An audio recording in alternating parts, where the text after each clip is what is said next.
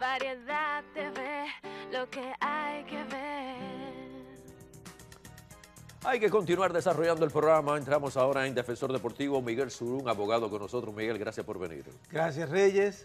Buenas, amigos televidentes. Siempre dándole gracias a Dios por la oportunidad que siempre nos da de estar en sus casas todos y cada uno de estos días.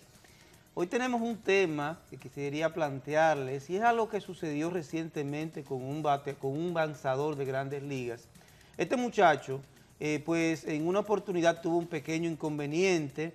Él había sido descubierto en ese momento con una sustancia extraña en las manos, unas manchas. Hay que recordar que el picheo es un movimiento, digamos, depende bastante la forma en que se agarra la pelota del béisbol y la forma en que se puede sostener de manera firme. Evidentemente, cuando ese lanzador tiene la oportunidad de usar fijantes químicos, pues tiene una ventaja, tiene mayores posibilidades de hacer mejores lanzamientos. Pero ¿qué sucede?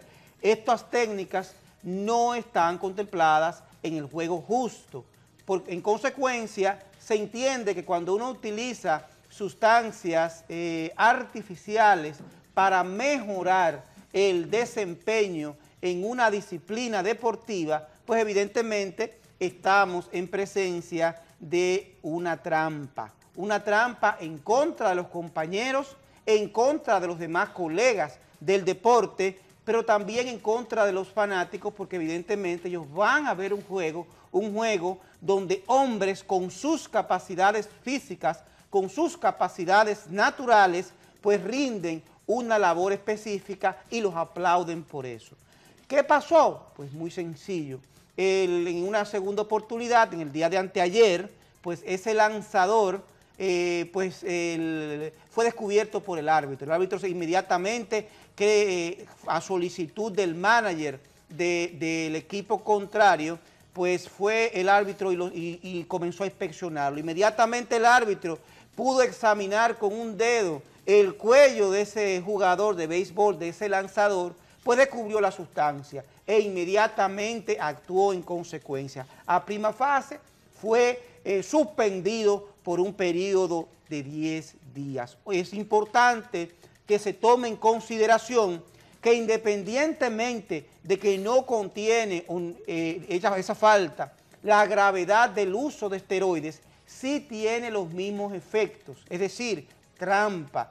Hay una persona que engaña a la gente, que engaña a todo el mundo, a todos los espectadores, para mostrar capacidades que no tiene, porque evidentemente las capacidades que muestra un lanzador al utilizar ese tipo de pegamento para lanzar la bola, pues evidentemente no son suyas. En esa disciplina, como en todas las disciplinas deportivas, evidentemente se va a verificar lo que son las condiciones innatas de cada uno de esos profesionales, y cuando se está en presencia de una persona que evidentemente está jugando al margen de las reglas,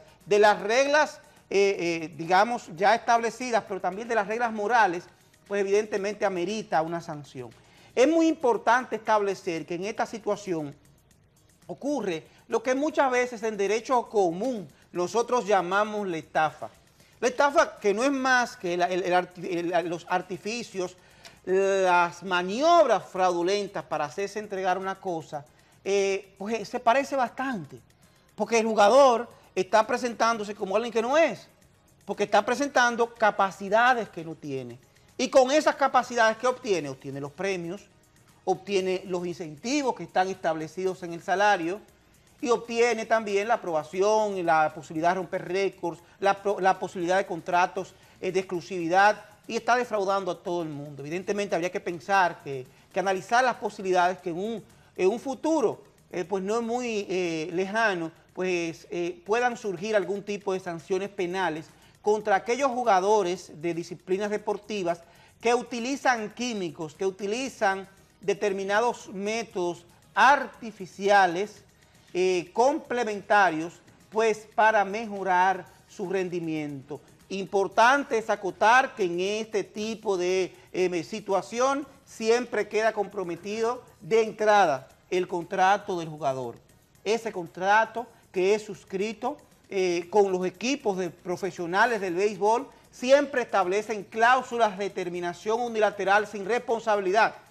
Y esas cláusulas por lo regular siempre prevén que en caso de utilización de esteroides, en caso de mal comportamiento, en caso de determinadas maniobras, en caso de apuestas, que también tienen mucho que ver en este asunto, pues el equipo tiene esa potestad de rescindir el contrato. Mire, ya nosotros lamentablemente no queremos seguir. Sin mencionar el detalle que todos los contratos suscritos en los Estados Unidos de América conllevan la adhesión al pacto colectivo con el sindicato y con los equipos profesionales y con la Liga Profesional del Béisbol de los Estados Unidos, que implican un conjunto de reglas que trazan normas de conducta, que trazan determinados derechos y prerrogativas de esa entidad. Por eso es que vemos que cuando un jugador es descubierto utilizando esteroides, pues la Liga del Béisbol, con todo el derecho del mundo, pues inmediatamente procede a emitir una sanción de 50, 60, 80, 100, 120, 150 partidos. Esas sanciones son perfectamente legales, independientemente de que los procedimientos establecidos en esos acuerdos, pues establecen la posibilidad de impugnación. Es decir, usted es un jugador que de pronto ha sido descubierto utilizando esteroides o haciendo trampa, como es el caso de este jugador, de este lanzador, pues tiene el derecho, él, así como cualquiera, de interponer el correspondiente recurso de apelación, y el cual siempre está establecido que es suspensivo. ¿Qué implicaciones tiene? Que hasta que no se decida la suerte de ese recurso, hasta que un tribunal distinto o un panel de jueces no escuche esos argumentos y verifique la logicidad y el fundamento de los mismos y emita una sentencia, pues no es ejecutor. Es decir, la suspensión, valga la redundancia, se suspende hasta tanto surja una nueva decisión, y eso más o menos es la situación de este señor, que tiene esa consecuencia, tiene ese riesgo legal, pero aparte tiene un riesgo que es una marca de por vida, porque yo no sé si esos jóvenes toman en consideración que cuando un jugador de cualquier equipo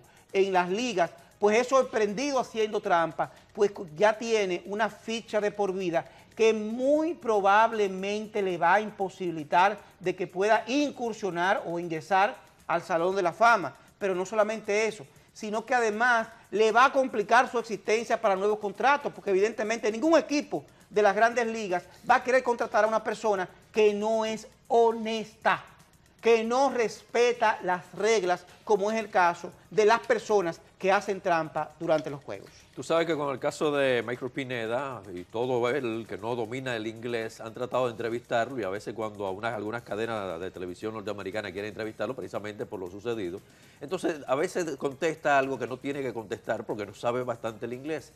Hoy precisamente se tomó en la LNBA todo, en la liga, todo lo que es la iniciativa de evitar que el pelotero que no domine el idioma inglés no sea entrevistado por las cadenas norteamericanas, porque pueden caer en un gancho, entonces no saben lo que están contestando, ya tú sabes. Mira, pero también tú hablas también de este contrato, que precisamente le van a hacer una rebaja de aproximadamente, bueno, más de $30,000 le van a rebajar. No, evidentemente, pero ese no es solamente el riesgo. Mira, es importante acotar, y esto es un llamado que también le hago a todos los jugadores. Siempre, señores, tomen en cuenta esto. Siempre que una persona tenga problemas legales, no debe emitir una sola palabra sin consultar con su asesor legal. Usted no puede hablar, porque evidentemente, aunque usted entienda que se puede estar beneficiando con algún tipo de declaración, muy probablemente pues esté usted mismo hundiéndose el cuchillo. Por eso es importante que antes de emitir cualquier juicio, antes de emitir cualquier declaración, usted consulte el texto completo de la misma con el abogado que lo está defendiendo de su problema, con el abogado que siempre lo asesora, a los fines de que él sepa qué le conviene y qué no le conviene. Ojo, yo no le estoy recomendando que mienta, no, sino que simple y llanamente sea cauto al momento de emitir cualquier juicio, porque evidentemente, como es el caso del señor Michael Pineda, que emite una declaración sin entender la naturaleza del juicio, sin entender lo que se le está preguntando, pues evidentemente lo que hace es complicar aún más sus problemas. Siempre que una persona tenga un problema de carácter legal, de carácter laboral, lo lógico es buscarse una asesoría legal. Señores, recuerden, búsquense su abogado. Y un traductor, ¿eh? Y un traductor. Si usted está enfermo, ¿qué usted hace? Usted va al médico. Si usted tiene problemas legales, lo lógico es que inmediatamente usted contacte a su abogado de confianza, le exponga la situación, sea honesto siempre con el letrado, porque es importante que él sepa justamente de qué lo va a tener que defender. Y es el único que sabe cómo se va a diseñar esa estrategia a los fines, en primer lugar, de evitarle daños. Si no se pueden evitar los daños, pues lo que va a hacer ese abogado, en principio, es minimizar los daños, el llamado control damages. Bueno, Ruron, hay deportistas que a veces, en el caso de él, bueno, él dice que es un error, pero hay otros que buscan la forma de hacer el escándalo para que la prensa lo mantenga vigente. No es el caso de Pineda, pero esto sucede. Tú como abogado, ¿qué les recomienda entonces a esos que originan los escándalos precisamente para que se esté hablando de ellos? Miren, evidentemente los escándalos lo único que hacen es perjudicar las posibilidades de un pelotero de generar dinero. Independientemente de lo que digan señor de Alex Rodríguez, no hay cosa, sus fracasos comenzaron desde el mismo momento que comenzaron los escándalos personales. Recuérdense que fueron primero las infidelidades, luego las mujeres, luego los noviazgos con determinadas artistas de Hollywood. ¿Y qué sucedió? Que evidentemente los Yankees de Nueva York llegaron a un momento en que entendieron que Alex Rodríguez, más que un activo, era prácticamente un pasivo, e hicieron lo humanamente posible por deshacerse de ese pasivo. El béisbol es un espectáculo, pero es un espectáculo en sí en función de la calidad y el modelo de conducta que presentan sus integrantes, sus jugadores, porque no solamente se trata de lo que usted va a ganar en el terreno de juego, se trata además que cuando usted como jugador presenta un modelo de conducta determinado, de bienestar, de que usted es educado, de que usted es un ciudadano modelo, pues evidentemente en esa medida, y un modelo de éxito, en esa medida usted tiene la posibilidad de obtener un contrato de perfumes, un contrato de cualquier marca, de forma tal de que usted pueda generar beneficios adicionales. Esto no sucede con aquellos jugadores o aquellos deportistas que vienen generándose escándalos. Ahora recuerdo el caso del señor Tiger Woods, ¿ustedes se acuerdan? Ese señor tenía miles, decenas de patrocinios que le generaban millones y millones de dólares al año, pero los perdió inmediatamente.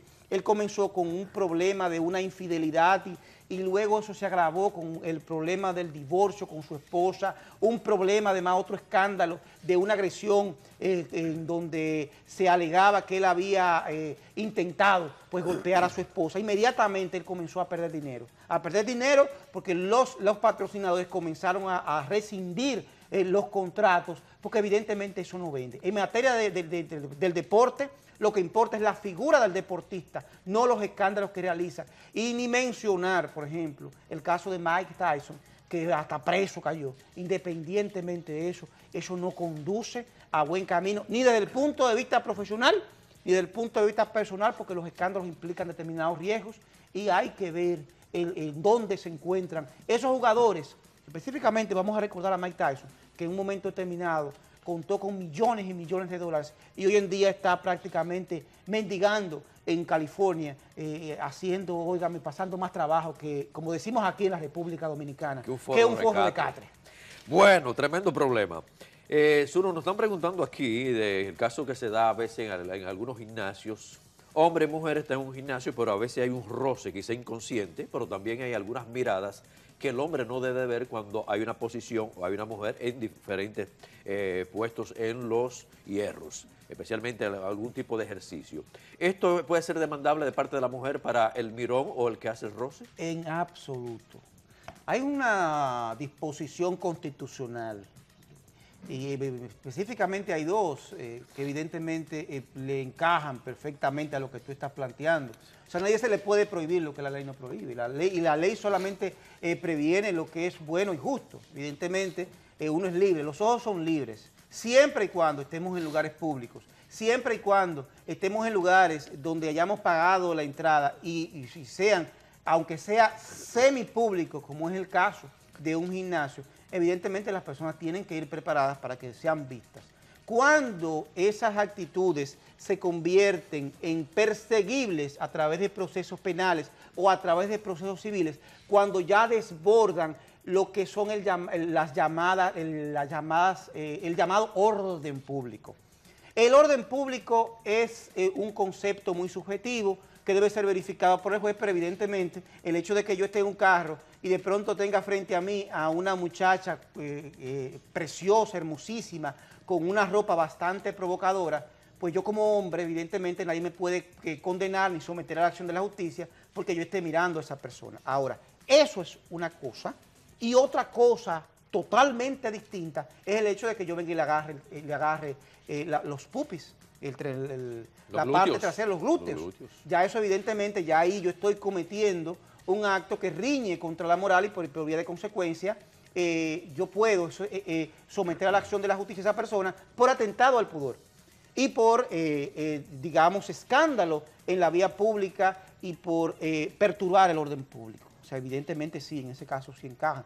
Pero cuando no encaja, cuando hay una mujer, ella está, por ejemplo, en ese ejercicio de las pesas de los que se ponen en los pies, que la persona tiene que mover las piernas, abrir y cerrar, y de pronto yo estoy enfrente y comienzo a mirarla, evidentemente a mí nadie me puede condenar porque yo mire para allá, ni me puede condenar porque yo me quede fijo mirando determinados atributos que tiene esa mujer. ¿Cuándo es perseguible? Cuando yo comienzo a hacer determinadas actitudes enfrente de ella, como por ejemplo tocando mis genitales en señal de que me estoy, digamos,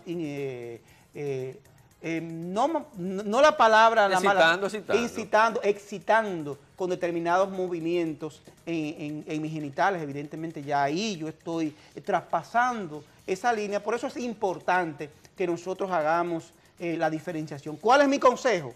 Bueno, cada quien se viste como entiende, pero lo lógico es que si una mujer va a un gimnasio, debe tomar las medidas correspondientes para que sus partes íntimas no se vean y no provoquen ese tipo de miradas, porque evidentemente es muy poco lo que se puede hacer. Hay alboroto. Hacemos una pausa, regresamos, estamos aquí en la sesión Defensor Deportivo, volvemos.